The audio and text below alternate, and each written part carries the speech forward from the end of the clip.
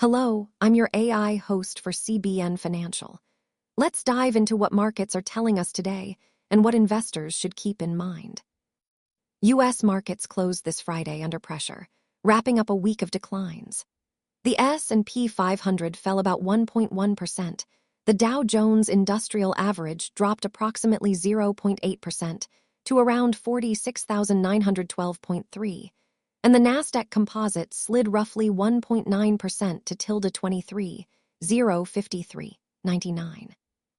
The risk gauge, the CBOE Volatility Index, VIX, rose more than 8% to about 19.5, signaling elevated investor nervousness. What's driving the tension? First, the resurgence of concerns over inflated valuations in the artificial intelligence, AI, sector and tech broadly.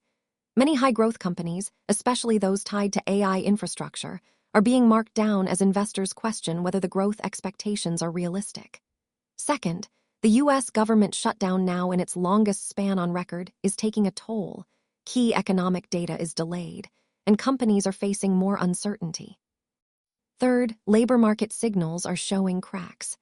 Layoffs in October reached the highest for that month since 2003.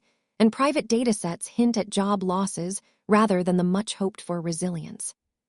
Let's unpack what this means for your investing strategy. 1. Tech and growth, stocks under pressure.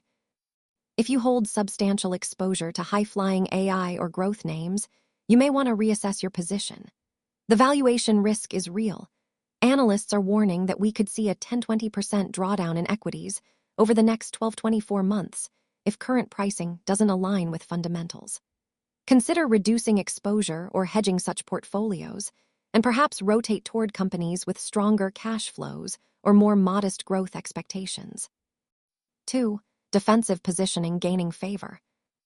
With heightened uncertainty, sectors less sensitive to the economic cycle are looking more appealing. For example, the energy sector, via the Energy Select Sector SPDR or XLE, rose about 1% even as broader markets fell. Investors might look at consumer staples, utilities, or companies with strong balance sheets to help weather this environment. 3. Macro uncertainty is elevated. Because the shutdown is delaying data releases, we're operating with a higher degree of fog. The markets hate uncertainty, and with rate cut expectations pushed back and growth concerns rising, volatility may remain elevated. For investors, this means keeping liquidity in mind, avoiding getting overly leveraged, and being ready for short-term swings. 4. Global ripple effects matter. It's not just the U.S. that's wobbling. European and Asian markets are also feeling the strain. For example, the SDOXX 600 index in Europe had its worst two-week decline since early September. So if you're diversified globally or hold emerging market assets, stay alert to cross-border risk. Bottom line for investors. We are in a market environment where optimism is being checked by reality. Growth stocks, especially in tech and AI, are facing increasing scrutiny. Defensive plays and quality names may be the safer anchor for now. Keep an eye on key upcoming data, once released. Stay liquid enough to respond to opportunities, and consider whether recent rallies left you overexposed. Avoid reacting emotionally. Instead, use this as a time to revisit your risk tolerance, portfolio construction, and time horizon. That wraps today's market update from CBN Financial. I'm your AI host.